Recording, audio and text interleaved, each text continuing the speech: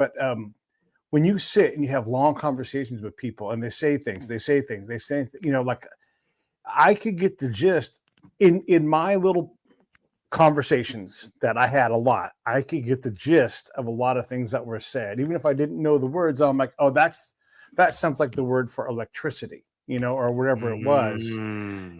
And so I would be able to sort. Now I had an interpreter, right, and that always helps. But yeah, it is interesting. And what all of this time working overseas in a lot of places, not just in Arabic places, is you understand the structure of words and how many words have Arabic roots and the etymology of these things. And this is sort of boring to talk about, but it does. Like right now, we're in America here, we're talking about the examination of our bureaucracy, right? And I'm like, well, I know what that word means, not just because I think bureaucrat, but it's a French word, at least, where we got it from here in America. And it means like a form of government that uses office officials, all these things go together. And so it's like the office thing that of course, like they do things in an office, they think about it from a point of view of someone in an office, and they're not necessarily reliably good at thinking about things in the house or down in the town. And when you have a power of multiple languages, it really does open up the meanings of words a lot. And sometimes there's just a better way to say something in Arabic, in Dutch, in whatever it's going to be, right? That's very true. It's very interesting because you remind me of my experience in Asia, especially in Bali, Indonesia. Their language is a melting pot. They have so many English words. They have so many Arabic words, believe it or not. It was really fascinating. It was actually easy to learn the language somewhat because many of their words were either Arabic or English. So yeah, it's interesting. And it's also interesting fact, I'm sorry, you bring this up, like the English language, the word bureaucracy comes from French. Well, when I studied the perspective on language, I learned that English comes from French, from German, from all the other Italian, from all these other languages. Like yeah. And then you have probably the biggest movement of language is like, I know the word for carburetor in Arabic. The word is carburetor. Or, like anything in the computer world, right? Like if I'm going to program in Python, even I have no idea in Arabic what the word Python is, they're going to say the word Python. So this is, you'll appreciate this. When you're in the military and they're like, hey, let's teach you some basic. Now, I was a spy, right? So they especially want to kind of teach us languages, but almost everybody gets like a little crash course in like, oh shit, you got to know some phrases, right? And one of the phrases they always teach, God knows why, is you learn in the native tongue how to say, do you speak English? And every class I raise my hand and I say, you just say it. You don't have to say it in Arabic. You say the words, do you speak English? And then they'll figure it out. Even if they don't speak the language, they'll be like, no. The moment they hear English, no. No. Yeah, and it's a funny thing. We're like, we don't know at the big level how to teach people how to communicate in a way that's like doctrine. It's like, here's how we're going to teach. These young students are going to be international. It's very hard for them to accelerate that, apart from just like, go get into the markets, go read the newspapers or whatever it is, go do those things. And you're going to learn so fast, the culture, the language, everything. Culture. Absolutely. Are we aware that the word culture comes from the word cult and cultivate? Yeah, they go together, right? Yeah. And to inculcate is not necessarily a bad thing, but to get into another culture, you have to inculcate, and we inculcate all the time. All the time. It doesn't have to be a negative form of that word. For the sake of like bringing up different words and languages, so spending a couple of years in Bali, Indonesia, a couple of simple words that I find really simple, like the word organization in Balinese is organisasi. Communication is komunikasi. Right. Yeah. And this is a Yeah. theme throughout all languages, right? Like you might like, I might like learn the phrase, and this is great. This is burned into my head because I would Mhm. drive from Kansas City to Leavenworth every day to train. That's how I would run my little CD of Arabic phrases. Lift taftish gumaragia. And I'm like, why do I have to know about like taxes and imports? And that's like a category. I'm just like, Wow. this is what you think I need to know. Like if you have a very specialized language, and again, this was like I learned this. My specialized language were families, farming, things like that. So Mhm, like when mhm. a new kind of shovel was described to me, I'm like, wait, what kind of shovel is that? You know, because you think a shovel's a shovel, but no. There's a garden trowel, there's a spud shovel, there's a flat shovel, there's a, True. you know, and you realize that, again, from my point of view, what I'm trying to do is the richness of the culture, you know. And then when they say, wait, there's a shovel for getting shingles off the roof of your house, my shingles are all made out of clay, we just use a whatever, you know. And then you start to have these conversations where you're doing a common thing, but you're relating to each other across culture, across language, across religion, in a way that allows the other person to be like, oh, you're kind of like me, you've done this kind of work. Wow. What if every human being looks at the other and go like, "You're just like me, another human being who's trying to do his best." Yeah. How did you get to this level of seeing the importance of these kinds of things? What's that journey look like for you? Well, hold on. When you say this kind of things, which things exactly? Because there's a lot. Well, yeah. Well, we were talking off mic about the depth of what we talk about, what we do, right? And why I wanted to have you on the show is Mhm. just in general, the interplay between humans, how we communicate, how we live, and it Mhm. doesn't have to be. Um, it doesn't have to be. Uh, it can be Texan to Californian. It can be the guy who lives in the east side of town to the guy that lives in the west side of town. It doesn't have to be Chinese guy living in Shanghai and the person living in Kansas City. Sure, that's one of those things. But when we're looking to communicate and trying to figure out how to get outside of what we think the limits are of what we do, and that's what you do, right? Like you look at these things and help us better understand how to communicate better, how to live our lives better, how to feel better about how you're communicating and living your life. All of these things go together. So honestly, to be really frank, I have the privilege that I was born to a mother who did not even go to high school yet. She was very successful business wise. She was good with people, numbers, money. Okay. Uh, and my dad, they both are passed away.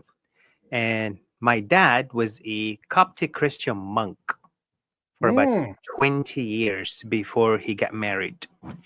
So the way you can look at it was that my dad was who was not too attached to the material in the world, the materialistic world. And on the other hand, you get my mom, my businesswoman, buy a car, grow the business, you know. yeah. Uh, these two, I don't want to call them contradiction, but they were going together like a yin yang, like so Yeah. polar opposite in their approach on life. That made me research from really young age and felt like something was really missing, honestly. And I kept researching. The Mm, first thing I came across was communication, and I realized the power of inter and intra personal communication. They're two separate ones. Then, about 13 years ago, I came across yoga and meditation, and I realized that was also really powerful aspect in my life that I'd like to dive deeper into. Hence, 2017, I give away everything I had except my backpack, and I took off and I went to India to explore yoga and meditation. My plan was to stay there for 3 months. 3 months turned into 5 years in Asia, and I just came back to Seattle 2 years ago in 2023.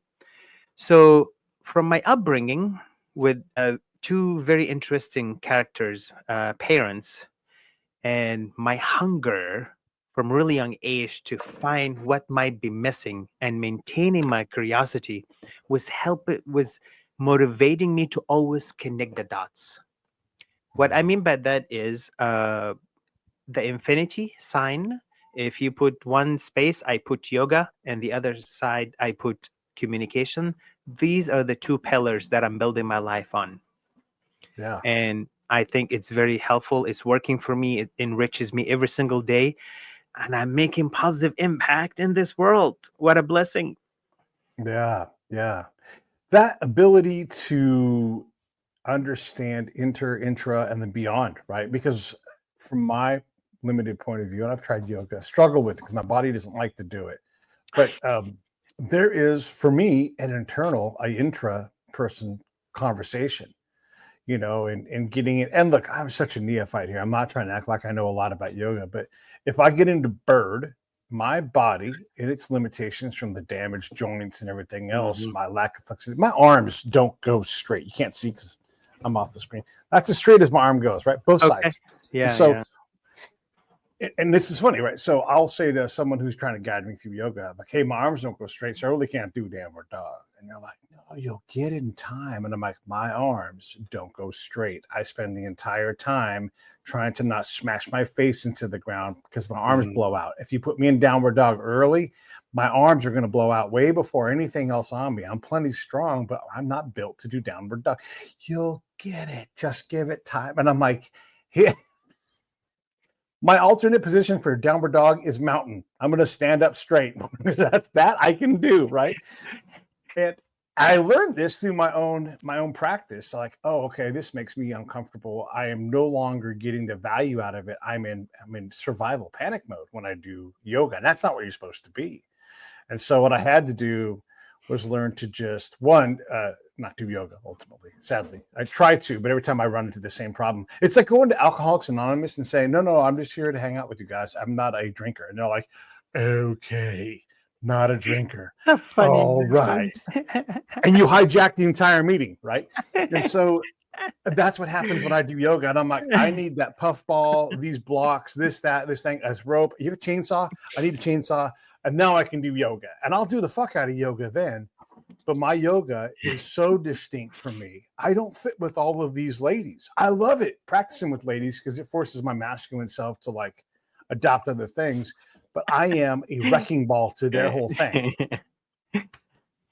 Well, I love that you bring this up, and because I see it like one coin, two sides to the coin. One side is yoga, Sure. one side communication, as I mentioned this before. Now, we have to kind of like slow down for a bit because I find so many similarities between yoga and communication. Hence, I put them together. Yeah. The word yoga. Are you familiar with the meaning? I don't want to repeat something you already know. Please, no, this is for everybody. So let's talk about it. Okay.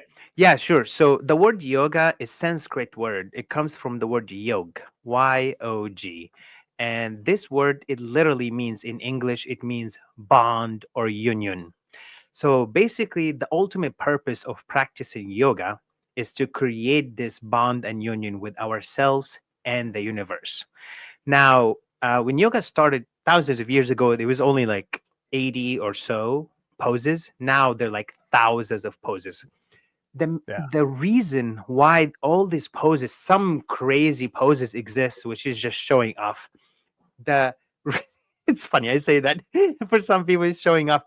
The really ultimate purpose of all the poses and asanas, which asana is a pose, the same thing of all the yoga poses, to help us to have healthy body so we can sit still for 10, 15 minutes or even half an hour. Some people can sit for an hour. Just basically so we can learn to sit and be one with the universe. So you don't have to sit in like lotus pose, or you don't have to have your leg over your head. That's not yoga. Yoga is actually about union and bond. It's just the yoga poses to keep the body healthy so we can sit for a long time. Because the longer we sit still, this might sound like voodoo stuff to some people, but honestly, the longer we sit still, not moving, simply breathing and noticing our thoughts, which is a form of meditation, we actually receive information, Pete. That sounds insane, but it's really true. Yeah. It's just we have to experience it. Something cannot prove it to anyone until they have the experience themselves. When we sit still, simply breathing, whether our spine is erected or even we're laying on a leaning towards a wall, and just not move, not even a finger, just simply breathing to achieve this state of stillness. Not even 3, 4, 5 minutes into the experience, we start receiving information. It sounds crazy, but it's really true. Connecting dots, making sense out of things, maybe even creating vision for how we want to proceed forward. And that's why I find it that they go hand in hand with communication, as you mentioned, the different types of communication. And I'm not going to get into that. If you ask me to, Yeah. I'll get into it. But I want to see how you would like to direct this conversation, because I can go on and on. Yeah, no, you can. Well, in this conversation, we started talking about yoga and meditation, right? Like this last little segment. And for sure, I'm running around the battle space and I'm interacting with all these people, and I'm just on like barrage mode where I'm just getting things thrown at me left and right, and I'm trying to answer big, complicated questions. And I'm not going to get the answers, but I'm going to get like, what do I try next? What do I think I know? How do I test that? Right? Yes. Right. Perfect. Yes. Perfect. That's it. When I force myself to like lay down, calm down, even if I fall asleep, it's fine, right? I try to meditate. I've got a whole process I do. And especially like in that combat zone, I learned like if I can slow down and rejuvenate and calm the blast by just like calming everything down, big chunks of the puzzle would slide together without me enough to try. It just came to me. And I'd say, oh my gosh, I think that this is the direction this goes. Or these are the words I have to say to explain this thing. Because a lot of what I did was I took what was happening in town and what was happening with the Army, for example, or State Department or whoever it was. And do you know about liminality, the liminal spaces? Sounds familiar. Please explain. Yeah. So this is my version of how there's liminal time, liminal space. And when I enter into, let's say I'm going to go to a crowded market where there's a bunch of market people looking around. They're all buying fish for their market, right? So I'm in the fish market.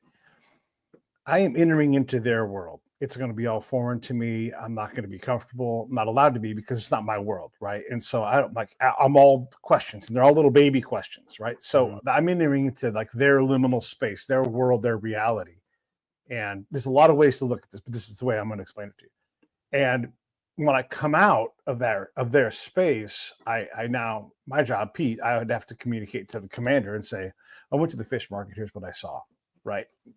But the things that really matter to them is not the fucking price of fish, right? That's like too simple. Like, why does it matter? Why do I need to know that? And then I've got to be able to enter into that commander's space so I can understand what's important to him and then burrow a little tunnel between them. So he might be able to go, I can see that. I can't see everything. And I'm like, you can't see everything.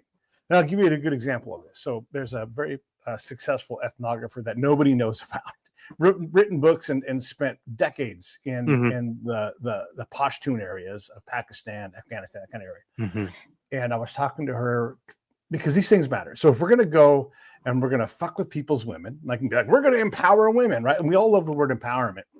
If we're going to do that, you have to respect the fact that you're doing something that's very hard, and you have to have the license to do it.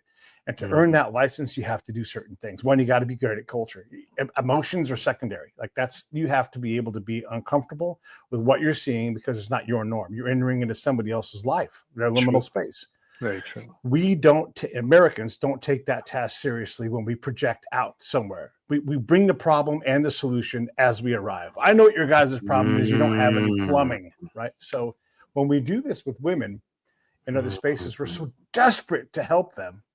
We don't ever slow down long enough to be wrong, to learn, to understand who and why and what they are. So I can do this lady who's an expert, and she's spent years studying, watching, learning about Pashtun female things, all of them, right? And I said, so how do we train, like these Army women or people from the U.S. to go over there and reliably and repeatedly have good contact with Afghan women or Pashtun women? And she's like, oh, Pete, you don't. No. And I'm like, I don't mean me. I mean our women. Surely we can design a course. And she's like, no, I'll say it more clearly. You cannot, nor should you ever try to do that, because you cannot earn the license and have military and have goals and bring all this shit with you, right? And this is super yoga here. Like, you have to leave all that behind and then go into that space, ready to be in the space, learn to be in the space, learn to sit still in that space, so that you can say, I now understand where there might be work for me to do, but it has nothing to do with me. It has everything to do with the person I'm trying to help. And if you're going to barge into Village B, I'm going to engage all the women and barge out and never come back. You can't tell me that you didn't get 100 women the shit kicked out of them 2 hours later, 2 months later, right? Yeah. And so I'm taking a big thing here and offering it to you, but that's sort of like what that liminal thing is it's important for me to be able to go between the two. Am I trying to get intelligence? Yes. But this burrowing this path is essential so that these guys in the village can go, oh, I see why you guys are here. Oh, I see why you guys always take the initiative and do these things and force them on us. And I'm like, yeah, and I'm going to try to get them to slow down. But you guys have to understand that we're trying to help you. We don't know how to slow down and sit in the space and learn from you guys. So if you'll allow me, I'm going to try to communicate with the guys over here and see if they'll just ease up a little bit, and that doesn't sound like spying, but it is, because I'm trying to give my commander more wins, less losses. More wins, less loss. I like that. Interesting. The inverse of that is I'm helping the enemy to get more losses and win less. And sometimes when I'm balanced, all four of those things come in the same piece of information. So it's not that easy to create win for sides. win, no losses. Win. Is that possible? Well, you have to encourage the losses for them. Look, it's not possible to get these two conflicting sides completely locked in where everything's win-win, right? And so it's like Hamas and Israel. How do you get them all to agree? Like, you have to make, for right now, the way we're doing it is we had to make Hamas lose so much that they would come to the table. And now that they've come to the table and agreed to something, they're already saying, we won. Don't tell us what to do, and so, and this is not about Palestine, but it's about that agreement. And you're trying to lock these Legos together, and they're just not gonna, there's too much conflict to be able to make a happier thing. It's like that coexist bumper sticker, right? It's a little bit rambling here, but when you see like all the different religious symbols, that's adorable here. Yeah. But try being Chaldean in a lot of places in the Mideast. No, it's not gonna. You're not gonna survive 24 hours. No. What? Comorbidity. Yeah, you bring up something really important. It's amazing how our mind see more of our differences than our similarities. So I actually made that statement back in 2000, I believe 18, and I was sharing it with some of my friends. When you go down the street and you like see a beautiful flower like coming out of a tree, or like really nice house, or you see like a really cute dog, or maybe you have your own dog, or you see a really attractive person, or we attracted to those kind of things that seem interesting and intriguing, and we would like to learn more about, or even own, or even have, like a dog or a flower. Yeah. Well, in 2018, for me, I realized the most interesting thing in the universe that I have ever witnessed. And the reason why I say in 2018, because at the time I was traveling and I've been to a couple of countries already. The most interesting thing I have witnessed, and I know my entire life, is being a human. It is such a bizarre existence, with our differences, how we get along, with our mood changes, with different interests that evolves over the years, how our upbringing shapes us, yet we can choose how to carve our own future self. It's really fascinating how you can have an amazing morning, and in the middle of the day, something upsets you and ruins the rest of the day, or you can have a positive affirmation, you can actually overpower that and change it. It is extremely fascinating to be a human, and I think it's superpower. What do you think of that? Yeah, no, it is a superpower, and that change in perspective, right? Again, I'll just use my work in war-torn countries. If I don't move my camera around behind me, over my head, behind you, person on the outside, if I don't move that camera around, I'm not doing my job, because it really isn't about me at all. The less it's about me, the better.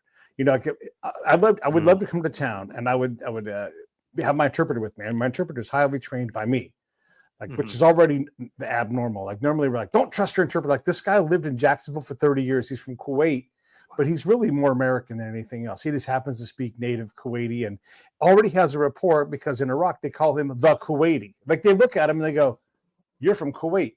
And they know. And I'm like, how do they know? He's like, I just do. I'm Kuwaiti. They know it. It's like, I can't stop being Kuwaiti, And so we have these opportunities. I'm going to totally change what I was going to say to something else. We have these opportunities to present something as when we show up somewhere. And the less you make it about you, the more you can see what is about them. And so when I would show up with in this case, this interpreter that I'm describing, we had a whole repartee, and I would say, hey, what are some problems in the area? This is always an important question, but it's more of an opening question. And they would say, oh, la, la, la, la. And they would say, maku mai, maku karaba, right? Among other things. And this is for everybody listening. They're saying the water sucks, the electricity sucks. And I would go, yeah, maku mai, maku karaba, right? And I would do it like an Iraqi, like with the right hand gesture and everything. And then my interpreter would say, you see, we hear this every night. We can't help you with that. What is the smallest problem that we could help you with? Or even if we can't help you, what is the tiniest thing that is just like, if we just sat together and did this, it'd be done. And that person would be like, he'd lean in. That's international. Wait, hold on, what?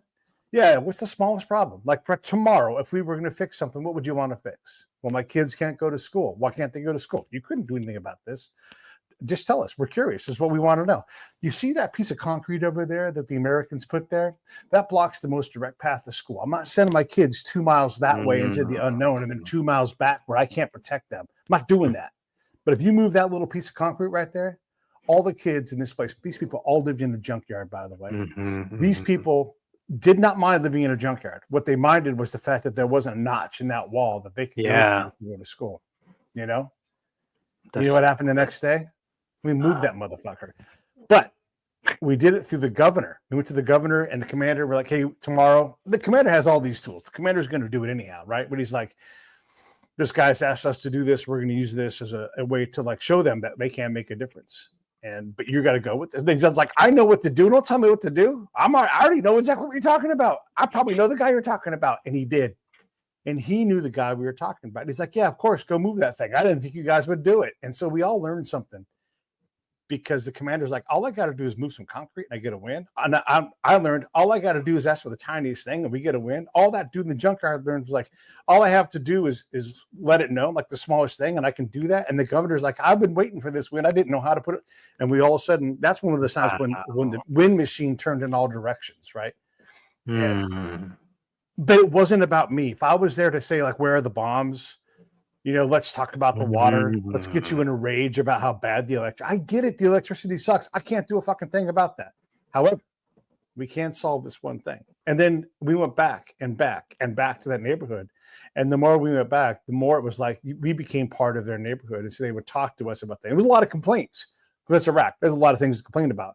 But we were able to better understand what it was like to be them in that place and what threat looked like and what good looked like. But it could never have involved anything that I needed. And then I got everything I needed. If that makes sense. Pete, you bring up a very, very interesting point. It's really true to sometimes to approach a situation from a constructive way and more productive way.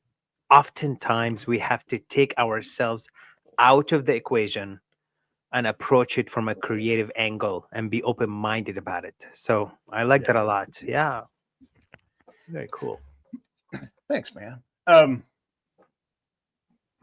All this work, obviously, I get very excited about it. It always fascinates me, and I think about all of these little vignettes of times when I've been abroad doing things. Right after 9/11, like not even 2002, I was in Egypt, right? And cool. And so again, my job is international espionage. I mean, that's what I do, right? And Mhm. so I'm on a tour bus with the Americans because we have military people out in the Sinai Peninsula. For everybody, this is way outside of town. And we would drive into town every day. And in Mhm. town was Cairo. And we would go to the pyramids or whatever. And there would be like these little like day trips, like get people out of here off the Sinai, show them some culture, you know. And so Mhm. through a complete wild lucky thing, I got this great job of not escorting but going along these patrols, and my Mhm. partner, my Egyptian partner, was Dr. Zawas, at the time the Egyptologist for all of Egypt and all the antiquities. And one of the things I wanted to know was, how safe are we? Hmm. And the worst way to find these things out is, how safe are we here? Because now they're gonna be like, oh, you're safe, everything's safe here. Yeah. But he communicated to me, he was like, listen, our world around here survives on this tourism. You know, I don't even get to do my job of that. I am a magnet for tourism. That's why you see me on TV. And he explained all his stuff and his theory on everything. And then he was desperate. And this is where we got to over several days, but he was desperate to show me things that no one else could show me. Hmm. I didn't ask for that. He's like, do you want to go see some cool shit? Come on, you and me, we'll go off. And we I went love off. Right. And so, and look, am I in danger with the world renowned doctors? No, I'm not in danger. And if I am, I was already going to die now. Didn't matter. And he showed me all kinds of things, and he just talked and talked. Now I've got a government agent, not agent, but a government official who's talking to me openly, excitedly, because he's showing me around his world. Hmm. You are so lucky that you made it back safe. It wasn't that dangerous. It wasn't that dangerous. You know what? I'll tell you what. To 2022, when I went to visit my family for like a few months, my brother and sister were worried about me. They would not leave me alone in Egypt, and I'm supposed to be like, Egyptian. I was born there, and Yeah. I guess everything about me says I'm not Egyptian. I'm American, from the way I dress to the way I walk to obviously, Right. my accent when I speak my mother tongue language. Yeah. That it's not a joke. Actually, you're really blessed to make him back. But at the time, I don't know how dangerous it was. And ultimately, it doesn't matter. That's not my job is not to, I'm aware of it, that it's dangerous to do what I was doing, but that's my job. I have to know the right kind of people. I mean, I'm telling you about Dr. Zawas because we all can relate to that guy. Yeah. If I told you about Abu Warlord, like it doesn't make sense, but I have to meet the evilest people too, the people that kill people and have no, like, this is business. I'm just going to shoot this person, and this is how I keep these tribes safe. When you talk to the right kind of real sheikhs, they're in business, and sometimes they decide that people have to die. And it's not like they're the mob, but it's also not like there's a blend there, right? And so Right. they are handling things. I'll give you, this is just for everybody else, and I think you'll get this.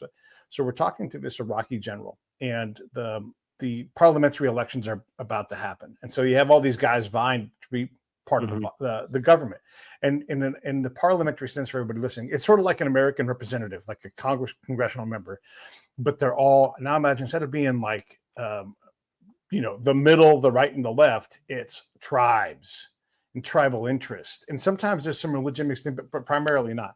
And so there was a guy running, and I had heard rumblings like, hey, we don't think this guy should run. We don't want him to represent us. He's the wrong tribe. He's the wrong person. He's not going to represent us. And there was no convincing these tribes of that. And so this is important, right? Because there's threat there. And so I'm trying to report this, and I'm talking to our Iraqi counterpart, this general. And he's trying to explain to me, and he's like, oh, you get a lot of this, but I want you to think about these. And he was kind of guiding my thoughts, teaching me, and I'm allowing him to teach me, because guess what? You can't out Iraq an Iraqi. And so he's teaching me these things. And then sure enough, like the next day, they blow this guy's house up. Kaboom! And now I'm like, holy shit. They're trying to kill this guy. And the general's like, Peter, they're not trying to kill him. It's politics. And I'm like, it's politics? It's like, yes, if they wanted to kill him, he'd be dead. And I'm like, so what are you saying? He's just going to drop out of the race? Like, yes, it's politics. And boy, I learned so much in that day. Things locked into place. And I'm like, oh, these guys politic as hard as we do. They just play tackle football instead of flag football. Like we'll send people to jail. We'll do all kinds of things, but These guys were like, we're going to communicate to you with a bomb because we have a lot of bombs around here and shit blows up all the time. You don't want to be next. So behave, get out of the race. And the guy did, and he lived. Wow. It's very interesting how in our life and mind and also online, the word bomb is associated with the Middle East.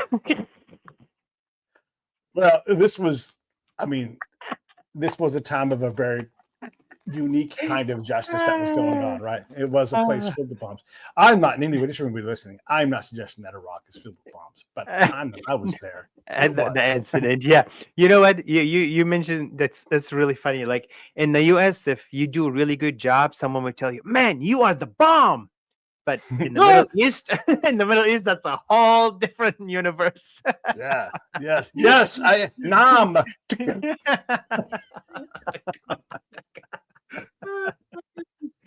I swear. Real translation, nam is yes in Arabic. And so I said yes, and then I pushed the button. Yeah. But that ability, that willingness to go into that space, let's talk about that. Where again, this is all that liminal thing. Like I allowed, I'm plenty smart. I've got degrees and everything else. The person sitting next to me, the American commander, super smart, hyper talented. But we both were able to go teach us, and we would all say Nam Sadie all the time, but it was all performative. Oh, Nam Yasidi. Yes, sir. Yes. Nam Yasidi. You have a cute accent. It's not easy to detect it, but Thank I get you. It. Nam Yasidi. Yeah. Nice. And so we would say that, right? But it was performative. It wasn't us actually. You got a guy who's very powerful, a battalion commander of maneuver troops. Oh my God. If they decide to kill you, you're dead. They have tanks, they have bombs, they have helicopters, all these things at their command. And when this person's like, yeah, yes, sir. Yeah, respect. Yes, yeah. But you don't actually respect the person, you're losing every day. Wow. Yeah. If you don't respect the person for what they have to offer, but they respect them out of fear, that's actually not respect. That's literally fear and submission. Yeah. Respect is something deeper. Yeah. Wow. How many years you were there for? Too many. I would love to go back to Iraq, but it burns up your life when you work in the way that I worked. It's hard physically, it's hard mentally, it's dangerous. My body's beat up. But yeah, a long time, long enough that when the Americans would show up, and I say this because I'm an American, but I was no longer that American. I could get 1,000 person unit, 5,000 person unit to go in a different direction real fast because I would focus on that commander. And I would say, here's where your problems are. And I know you're going to get it, but when you slow down, you'll get it even better. And so my advice to a lot of people is slow down, slow everything down. And this is part of what you're talking about. And allow some of this stuff to catch up to you and arrive. Like you don't have to be first, especially if being first is bad. like third mover is still highly influential. And if you're not in a rush, look, speed up if you need to, right? But if you allow some calm to come into your life, you may not need to do as much. And if you do things more precisely with more elegance, nobody who's a great dancer is focused on 5,000 steps a second. There's an elegance to it. There's an efficiency and economy. And that I think is part of what I learned when I was in Iraq, in Afghanistan, in all these different places that were so different. I learned how to do, I have a cute little accent, right? Yeah. But I learned how to do those steps. So it's like, oh, look at Pete doing our steps, right? And that mattered a lot. I'm really curious. Like first, I want to ask you like the most challenging thing for you when you were there. And also, how did you deal with heat? Temperature. Yeah, heat is fine. I adapted to it. And when I say that, I had the luxury of having HVAC in a lot of the places I was in, but also days where there was no HVAC and you're outside working. And so you just, anything above 100, I would say 107 is you just can't do it for too long. You're going to get hot and it's going to be bad for you health wise. So because you got to remember, I'm wearing armor and all kinds of hat all the time, right? And so you're cooking, and you have to get away from it. So, but 106, I'm like, yeah, it's pretty comfortable. And so 107 is not bad, 108 is not bad. But if you're out there all day in 110 or 115 or 117 all day, like for 8 hours, I'm going to have to recover when I come home if I'm going to go out and do it again the next day, right? And keep in mind, I don't get to show that. I'm the happiest guy you've ever seen. I'm having a great time, but I'm paying for it. And so I internalize a lot of that pain and store it somewhere, my shoulder, wherever it's going to be. Yeah. But that's how I dealt with the heat was, and this, people don't understand this. I'll say this because this is a thing that's like, it blows your mind when you hear it. So we have all this comfort in the American part of the camps and everything, right? We get HVAC and all that kind of stuff. And if you leave it running all day, you come in and you're like, oh, thank God it's so cool in here. And that's nice. But like your water supply is up on the roof in a plastic jug, and you never get a cold shower. So you think like even a tap temperature water would be so wonderful, but you don't ever get that because it's just too hot up there, that water. So the heat thing's a real thing. The metal you touch, you're like, just I heard something. This hotter. The concrete, when you walk through like we would have these concrete walls that we'd walk through, and they would just cook you. And so, it's 115, but walking down that hallway, I would call it, we got to go walk the corridor of hell because there was just so much heat. And then the asphalt, oh my gosh. So the heat was a real thing. It was a real thing. Did you know the part of the history that about 100 years ago, no one took a hot shower? A shower, the concept did not exist, at least in the US. Yeah. Isn't that crazy?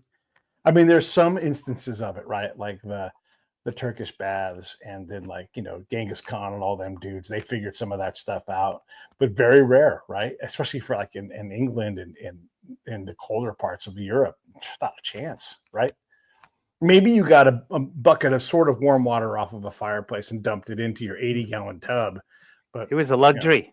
But again, that's 100 years ago. That was just like people who can afford fire, people who can afford to heat up and heat up that much water. And we honestly like traveling the world, and I'm 100% sure that you agree with me on this, really traveling the world and seeing different cultures, it opens up our minds and increases our gratitude for what we really have, especially traveling to other countries. You feel that.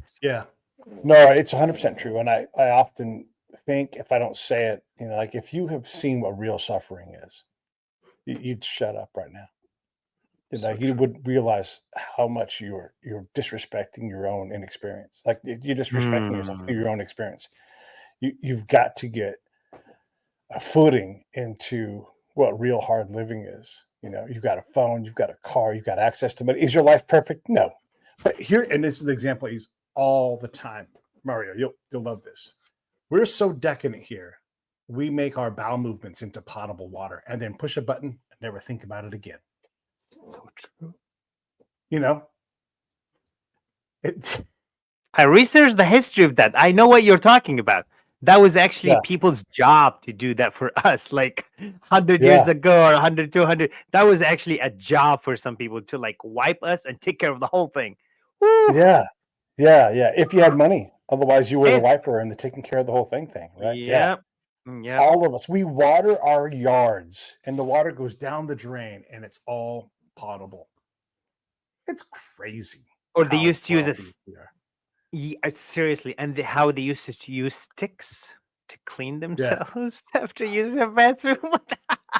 When you research, I did a lot of like research, not only into communication, but like human history and the language and how we evolved. And honestly, the more we learn, about history, the more we just like sit down, look in the mirror, and say, I am one of the luckiest human beings that ever existed to be in this time and age.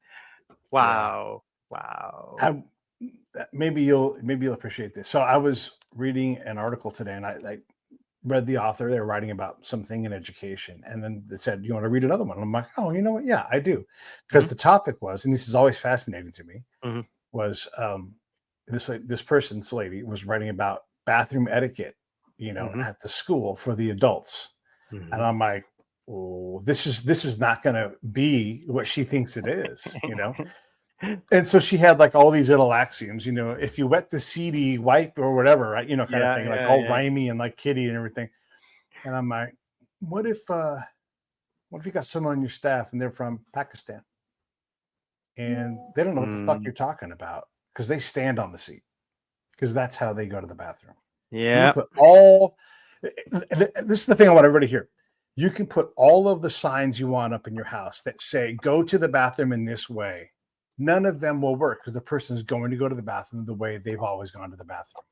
You might evolve some people over time, but when you put a sign up that has like a guy squatting on the toilet on the commode on top of it, and you put an X through that, that means fuck all to that guy. He's going to sit down and he's going to do his movement, or not sit down, he's going to squat and do his movement the way he does it. And if he uses a stick, he's going to find a stick and he's going to use that stick. He's not going to wipe his butt with a piece of paper. That's not what he's going to do. And there's going to be water everywhere because he's going to use a bidet. And if you don't give him a bidet, guess what he's going to do? He's going to use a bidet.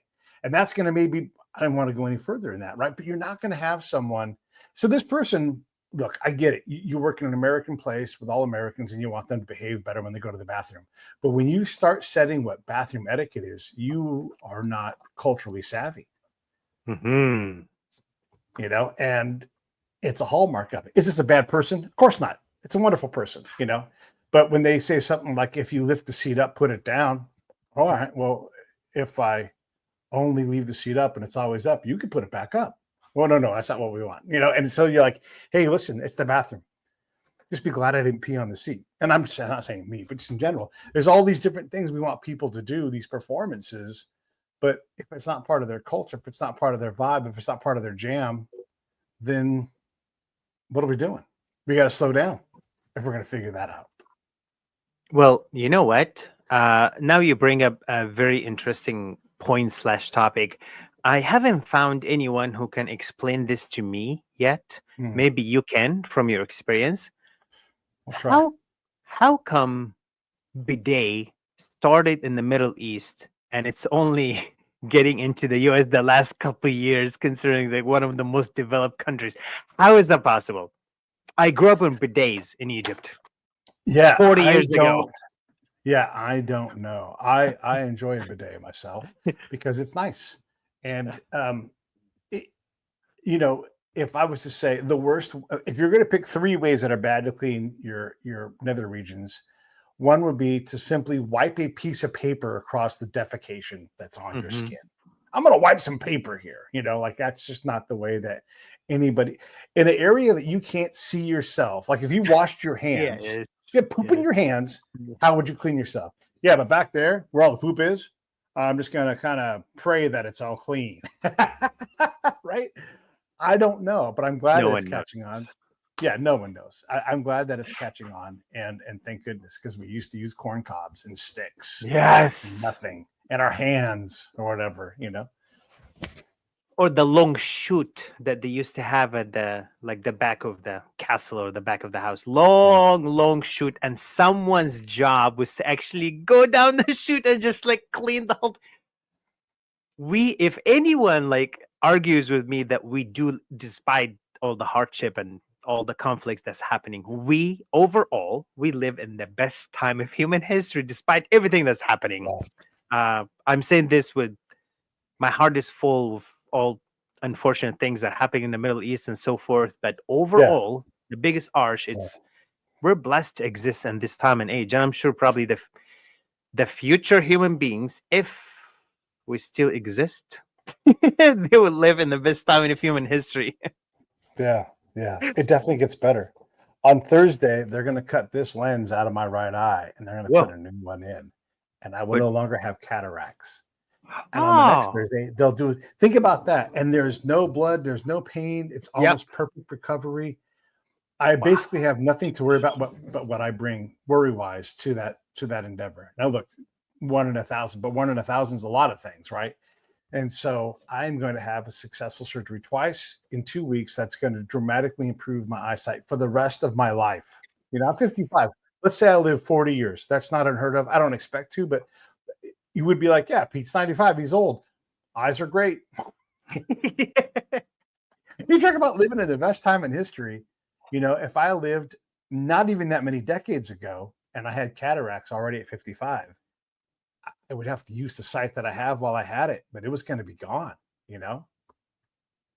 So true. The medical development, the medical advancement, or how they used to like drill in like in our teeth to with no painkiller and using like machines, and they actually had to tie down the patient while they're like Yeah. and Yeah. now between anesthesia you can have tooth implant that will last with you for as long as you want, and Yeah. this can go on, and not to mention I'm gonna have to drop this because this is really important. Yeah. Neuralink, Elon Musk. Mhm. This Neuralink by 2030 is going to make miracles happen. How we communicate and connect differently. I'm kind of looking Yeah. forward to it. Part of Yeah. me No. is, yeah. We'll see it eventually. We'll see it. No, I'm with you. It's happening right now, right? And it's not as simple as like blink your left eye and you can like pay this bill with your credit card, but it's not far from that. You know, there's going to be these kind of functions. Oh, and by the way, if you have this medical thing or this birth defect or whatever it is, you can now have a way to not only fix it, but upload new cures and everything else, you know, and potentially teach your spleen to start producing insulin again, potentially, right? Like you're going to have so many smart people saying, I know how to build a better one of these. And even if it's multiple, it's a Neuralink and a pancreatic link, and those things talk, and you never, you know, we already can test for blood sugar, glucose levels all the time. You can already have an insulin pump. Now you can put all that stuff inside. That's the next thing. And then, yeah, you're diabetic. And yes, you have to take a little bit more care of yourself. However, all of the day-to-day practice of it is gone almost, right? And in our lifetimes, that's quite, I won't say there'll be a cure, but there can be a lot of management of that disease. And that seems impossible today. I mean, on the horizon, we've always thought it was out there, but now we can really see several different avenues where type 1 diabetes is going to be completely managed. It is such overwhelming and breathtaking to really be aware of the changes that are happening on a smaller scale and larger scale. I actually have a funny scenario or idea that I'm reflecting on as I'm listening to you now. I haven't had a job for a while. I've been doing my own thing for myself for a while, and I think probably the same for you. You haven't had a job in a while, but in this day and age, when people work, they get direct deposit. They don't touch the check. They don't touch the money anymore. What is it? 30, 40 years ago, you had to get a check and you have to make a deposit in the bank and maybe get a cash back. And every transaction is evolving in such a way. When I say transaction, it's not just monetary or financial. It's just that transaction of ideas and developments are advancing so fast. I can't remember last time I had a check in my own hand. Even actually cash in my own hand. I Cash. don't remember. Yeah. I don't remember cash. I just cleaned out my personal Pete everything drawer. You know, you have the family one and you have your own thing. Yeah. And I'm like, look at all this change. What am I gonna do with this change? I'm never going to use change again. Not enough to where I'm going to consistently stack up $150 of change over the course of a year or however much it is. Way more than that used to be. Yeah. But now I never use any change if I have cash. If it's because I'm going to go to the airport and I want to tip someone. And then if I don't have change, I'm just like, here's a 20 banger. Bam. I don't have a lot of money, but I'm like, why not make this guy's day and give him $20 right now? Right. Bam. There you go. It's, made your day. But that $20 is a miracle for that guy. But if everybody else is giving him $2 and you give him 20, you're like, hey, here you go. But yeah, change. Who needs it? Like, we're not going to print the penny. Don't print nickel. Don't make nickels. Don't mint those things. We don't. You heard about the penny, right? I did. You heard about the penny? Yeah. Yeah. Yeah. I mean, I honestly, I heard this before a few years ago, and when I was reminded of it this year, I was kind of like blown away. Like it cost 3 pennies to make 1 penny. Like what? Yeah. What is the purpose of this? Like, yeah. Not enough of us use it to pay that much money for it, right? And then you got to make enough. And apparently, we have a surplus of pennies too. We were running out of nickels or something for a while there, but yeah, you can now say, oh, sorry. Like I'll say this, like I don't do Venmo. They had a chance. They didn't transfer money one time and they got fired forever. They'll never move my money again. So I can say, no, thanks. I don't use cash. I don't use Venmo, but I do whatever, Apple Pay or Zelle or, whatever. Right. Yep. And in an instant, I can still have my money, the exact amount. I don't need change. It'll come in. It's incredible. So you think we should do away with the penny and nickel and keep the dime? Yeah, why not? Why not? If we have to, I know we have to have some kind of coinage, and the quarters, a lot of things still work on quarters. Dime. Yeah. Yeah. But yeah, what's 9 cents to me? I don't want to carry around a nickel and 4 pennies. I don't want to. If we're gonna make a nickel, just get rid of the nickels too. They're heavier. They gotta cost a lot of money. I bet it costs more than 5 cents to make a nickel. Honestly, I think one of the primary reasons why we're still producing these because some people lives and jobs rely on it, maintaining this, maintaining the coinage in the society and how much is in the bank and people who make it and track it. Just jobs for some people. And speaking of jobs, how do you feel about the AI in jobs? How are you doing with that? I think it's fine. So my buddy Brad is very smart in this field, and he's been talking about it quite a bit. And he's like, I don't call it AI because it's not intelligent. It is okay. Okay, I'll say this: it's akin to that old '90s era 20 questions machine.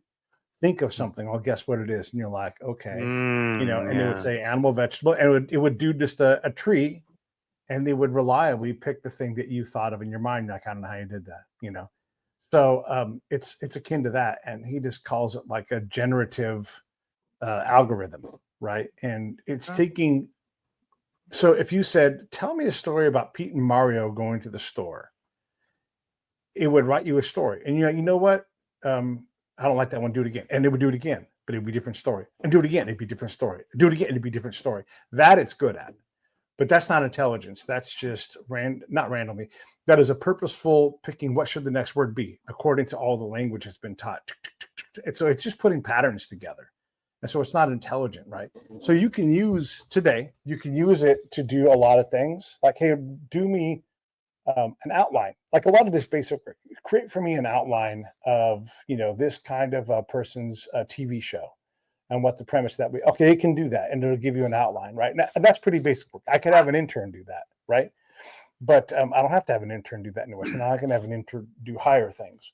Yep. And then the other thing that it's pretty good at is it's pretty good at being funny unintentionally. And so it will take you literally in some cases, and other cases it won't. And so it'll give you the thing you asked for. And sometimes you're laughing because you're like, oh, you took me literal when I said this thing and you made a desk instead of, whatever the thing was, right?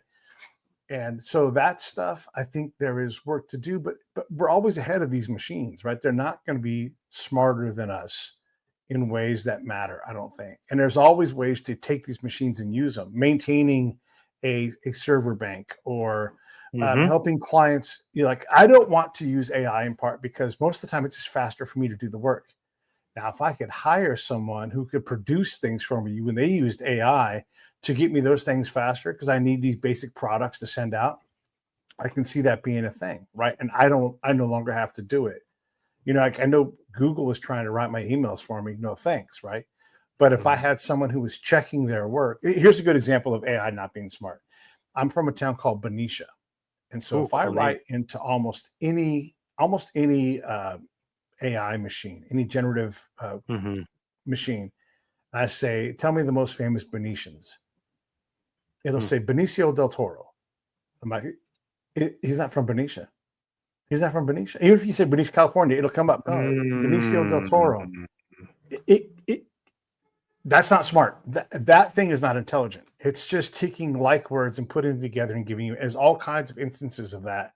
So I think it's fine. I think it sucks for certain job trades like illustrators. It's going to suck for them. They're going to have to figure out how to protect their work and how to get work, because I don't need an illustrator most of the time now. That's my answer. That's my answer. How do you think? What do you think about how did I do? Well, obviously, you're right on in so many ways. I just think it's fascinating that we're only paying attention to AI now because many of us know about it. But technically Yeah. speaking, companies have been actually using this intelligence for the last like 15 years or so, just using it in a very Sure. subtle way. And it was so expensive to use such a tool. Now it's becoming cheaper, $20 a month. You have access to that. Everyone have access to it. Now everyone knows. But before, it cost millions of dollars for companies to even have This such is a ability. it's a big thing, right? Because the value prop for people, $20 a month, sure, I can get that value out of this thing. But on the backside, the investors are like, we're gonna need thousands and thousands of $500 a month subscriptions. There's no scenario where I need that. And I'd rather hire a human. If I'm gonna pay someone, I'm gonna pay a human. And if they want to use AI, great. But their shit better be good, better be checked, better be ready to Hmm. go. And I think the bar for us humans has to go up on what is good. Because if I'm listening to a video on YouTube and I Hmm. detect AI, you know what? No thanks. I Turns you don't off. need, I don't need banal. I need depth. And if you can't give me depth, my bar for what's good enough has gone up for sure. Because I don't need to read something that I can just read myself. I need your creativity. I need to learn why this is exciting because you're so excited about it, not because you had some robot write your term paper and you turned it into a YouTube video. Like if you're just giving me the standard, I like Wikipedia. It's a great resource, right? That gets you started and get you. It's great. But Mhm. if that's the best you can do, is their version of what was said, even if it's not from Wikipedia, but that's like you watch a video about Elvis, right? I need it to be something that is interesting. Don't just tell me Elvis was a guy born in who became famous in the Mm. 50s and then he was famous in the 60s and he went to the army. I don't need that. And that's what a lot of AI is it gives you the most common kinds of sentences. Hmm. Are you big into AI? Am I I just Well, realized like you might be like, I'm really into AI, and like I'm like oh, I'm into everything. It will be shameful of me, and mindfully, carefully using this word, shameful of me to turn down anything that's happening that I cannot control. I can only manage and possibly benefit from or not. right. Um, it's just really fascinating how we see. Have you ever heard about the beach balloon analogy? So the No. beach ball, not beach balloon, beach ball. It has like different stripes, different colors on each side. So Mhm. I'm holding the beach ball. You only see colors from this side. I see different Yeah. colors from this side. I just feel like that's how everything pretty much it is what it is, and it's going to be how it's going to be, and Yep. our perception is based on what we know, what we experience right now. You and I Yeah. talking about AI like it could be really helpful in the future. I know some people, well, I don't know that many people, but there's some people who are actually terrified of AI. Like they're gonna Yeah. take Yeah. the Yeah. jobs. Well, AI has been around for like 20 years. It just became a Yeah. lot more common now. Yeah. Yeah. I'll Like tell in you a great form of AI we've all encountered are the chatbots on these oh different yeah. corporation Oh, websites, right? so true. And nobody gets those and goes, man, that thing's smart. It's gonna take my So job. true, so true, so much, so true. Every Was I time, helpful? No, no, more helpful. No.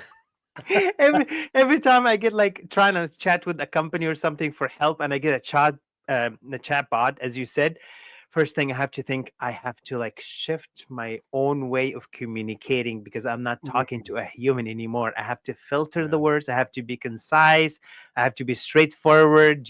Cut the fat out of every sentence and just core bones of what I'm trying to say. It's Yeah. yeah, the moment we realize we're connecting with AI, there's internal shift that happens of how we're going to Yeah. proceed. And I think it's a subconscious process too. Like you said, some people go like, "Oh no, another AI." Yeah. Yeah. Yeah. Yeah. Yeah. It's like trying to get an answer out of Google about how Google works. And they're like, you read this article. Was it helpful? No. It's like if you just answered the phone, pay a human from this country who understands your stuff to answer the phone. Be great about that. no. Sometimes I just think like if you had a company that just did X, built refrigerators, and you just built the fuck out of them. I don't need my refrigerator to talk to me. I don't need it to do anything other than refrigerate my shit. Is it nice that it has a window? Okay, great. But I want it to work. I want to buy one in my life. Can you make that? No. Can I make one two in my life? Is that it? Okay, great. And I don't want it to ever break. I don't want to have to fucking call you. I don't need it to be smart. I don't need to talk to anybody. Can you do that? You know? And it seems like the answer to that question is no. So many times we're like so there's you're gonna love this. Okay, so do you recall a couple of years ago, these kids up in Idaho, these students were killed in a stabbing. Like a guy went around the house and stabbed a bunch of kids, killed like 5 of them. I don't know anything about that. No. So it was a gruesome, brutal murder up in Idaho. Wow. And I'm not even going to talk about the names of the people because it's not about that. Right. And so there is a tiny, tiny speck of DNA on the sheath of the knife, which was left behind. Other than that, there's no evidence, physical evidence that conclusively says the guy that they have in jail did this thing. And so the entire case rests upon this one little drop of that. Now, look, there's some other evidence like, hey, the cell phone towers say he was in the area, but that's a big circle, right? And so you can argue like, yeah, he was in town, but you know, you don't have anything other than this one little, and it's brush DNA, right? So you could take the knife case apart and look for all the things. No, nothing else. Nothing in his car. They dismantled his car. They looked on his brake pads, everything. They looked everywhere for DNA from this house, right? And there was so much blood, it was oozing through the foundation, right? And nothing of him is there besides that one little bit of DNA. And I'm not saying he didn't do it. I'm just saying the site is very, very clean. So here's where the problem comes in. The FBI just didn't do their fucking job, right? You have this case, and they're like, we're going to go to private DNA sources to get, use that to connect this guy to this crime. And they can't do that, not without the proper paperwork, but they did. It appears. And so now it's going to go in front of a judge. So let's say that this dude did do this grisly thing and kill all these young innocent kids. If he gets off because the FBI didn't do their fucking job, they had to cheat when they know, and they know better than us. You can't do that. Like, don't tell anybody. We got to get this guy. Yeah. He's going to go free. Just do your fucking job. Just do it. Just get out there, A to B, 1, 2, 3, go home. I know that's boring, but Bill Cosby isn't in jail for rape because someone didn't just do their fucking job. Wow, that's very powerful.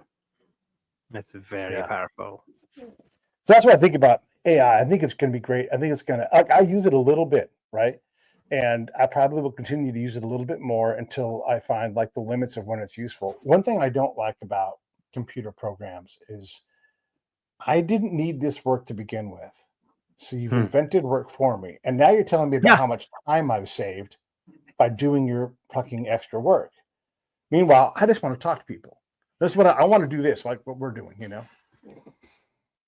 And I don't know that engineers get that. You have brought up a very invaluable point right now. You like to engage with people. You like to have conversation, share, listen, go back and forth, bounce ideas. Your love and your passion for doing what you're doing is going to become more valuable with time. The more AI becomes more involved, the more people rely on computers and messaging and AI going back and forth between people, connecting people, the more human to human connection, it will make more sense in the future. For example, on podcasts, you know how many podcasters there are on Podmatch? I don't know, 100,000? I don't know. Like 46,000, more than 46,000 podcasters. I don't know if this like host and guests or just hosts. I don't know, but that is a large number. That's an indication of this human connection will always be needed, and it will become, the less we have of it, the more valuable it will become.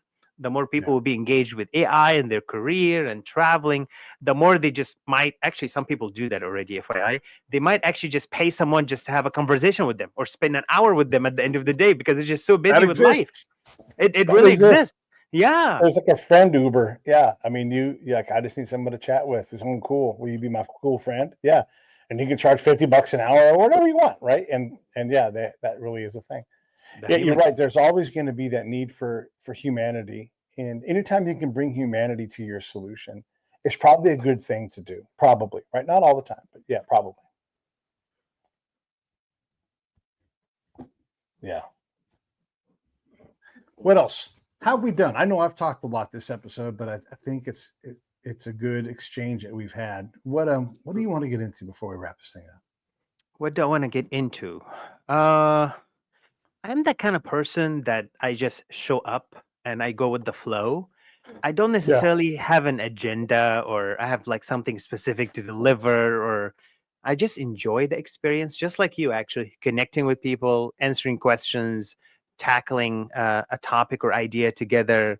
Um, it's always having a genuine and stream of consciousness conversation like we're having now. That Mm-hmm. actually, people can sense that as listeners, and they actually enjoy this randomness of topic from one idea to another. Talk about your experiences, mine, our history, what we've been through, experience in different countries. This is fun stuff. What more can I ask for? I've been so greedy in my life. I learned to be humble and grateful at this point. Everybody watching, if you want to get into more what Mario does, and he can talk more than me, you can go right here to this website and you can get everything. You can also go to Amazon, and he's got a book there. He's got more books that are available also. But I think the main thing, and look, we all know this, right? And so it's really easy to look up Mario's name because it's really not that many Mario Wissas or Wissas out there. But just mariowissa.com, and you're going to find this wonderful explosion of love and communication and patience and presence. And just it's a really cool thing you're building, man. And I don't know where you're trying to go. I know, like with my show, and I'm one of the 46,000 people and shows that are on Podmatch.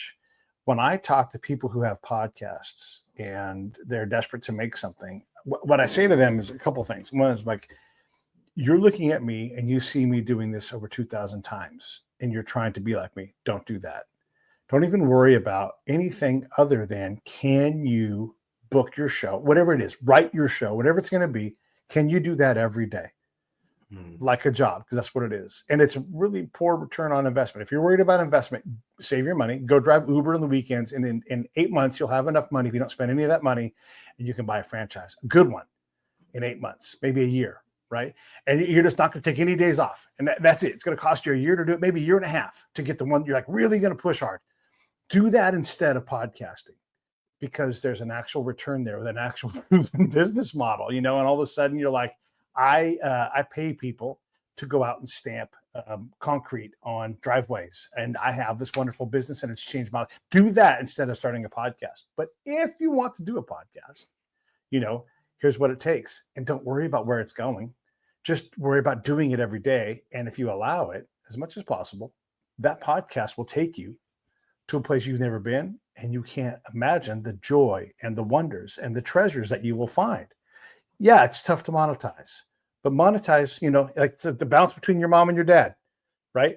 And if you can get somewhere in there where you're like, oh my God, I get to have these incredible conversations. Do I make a little bit of money for my show? Yeah. I make a little bit of money for my show. Do I make more money outside of my show because of my show? Yes. Is my show bigger than me in so many ways? Yes. Mario, I can reach out to someone very, very, very as famous as you can imagine.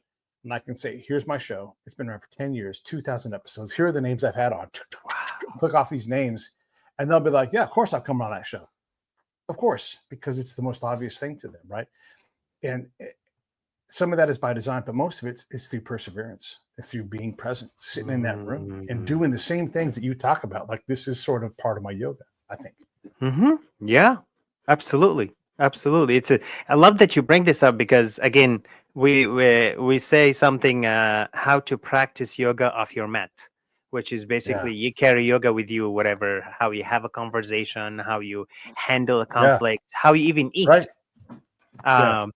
And you talk about something really important, about doing what we enjoy, and in terms of return revenue. I mindfully, I try and avoid saying making money, because I think Mhm. making money is illegal. You will literally get arrested if you make money. Government makes money. What we do, we generate revenue or income. So that's Right. communication for you right there. Uh, so why I do communication, maybe that's topic for another time, but why I Yeah. do what I do, being on podcasts and go around and like share with people. So to keep it somewhat simple and short and sweet, I worked at Bank of America before for about a year. So I'm really familiar with the financial industry. And I also studied the stock market for about 5 years. And I traded the stock market options and stocks for about 4 years. And all this, I'm doing all this, I'm doing my going on about my research in communication. And I learned hardcore fact that for me, I feel like it's impossible to argue with, yet many people love to argue with me about. That is my own perception. That's how I see it. Money is a colored piece of paper that we were taught from a young age that is so valuable. It is so valuable that we give our life and time away from it. And some people out there actually kill for the colored piece of paper because you can Mhm. buy stuff with it. Now, I'm not saying money is not important. I'm not saying Of it course. makes the economy goes around. It helps us to grow. You know, we would not have this podcast and computer and internet if there was no money. Yet what I'm talking about is our depth of perception of what Mhm. money is. So for me, honestly, I'm a retired military from the U.S. Navy. I have a disability pay, kind of like retired. Money is not really the thing for me. Everything I'm doing because I realize that what matters the most after we leave are the steps and the influence that we left behind.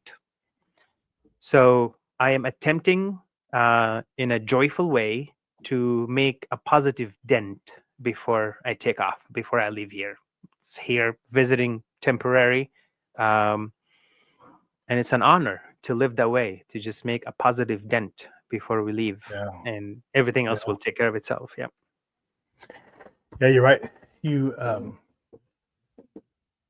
the size of the dent, if you even care about how big your dent is, or just the fact that someone comes back to you and says, "You said something to me." We're talking about the other day on the show, yesterday, today, this morning, really recently, and then I'll be like, "Oh God, what did I say?" Like it was the most wise thing. I followed it. I've changed my life because of it. Oh my God, how many times, Mario? How many times do you need to have someone say that to you to be like, "Oh, what?" I, what do you say after that? Just thank you. What a gift to be able to help someone do something and change their life in a way that they find positive. Oh my God, what's more valuable than that? Certainly not paper.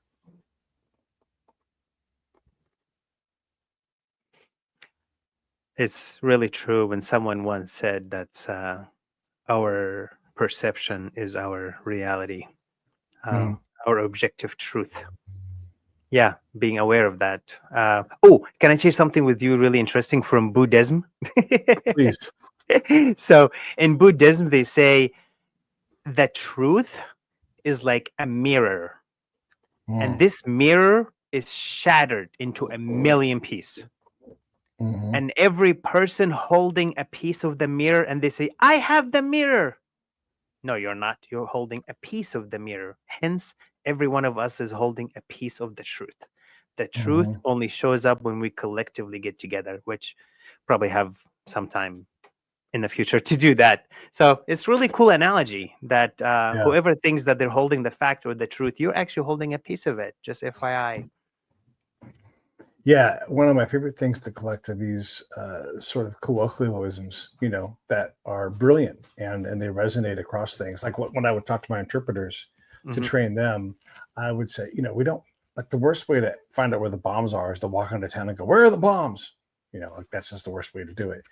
And Hmm. so, almost invariably, I would say, like how would you capture that phrase? Like, what's the right way to say that? They're like, in Arabic, in Iraqi, or whatever. And then they would say something like, and then in Iraq, several interpreters said, yes, we called it going in the side window. And I'm like, yeah, side window. Yeah, I don't know. Who knows? These guys are from the country. Yeah, they don't know. But or maybe it was a side door. I don't remember exactly what they said. But they had a very specific thing that they all said it. It was their way of expressing, like, to get the thing that you want. Don't be direct. Now sometimes you got to be direct, right?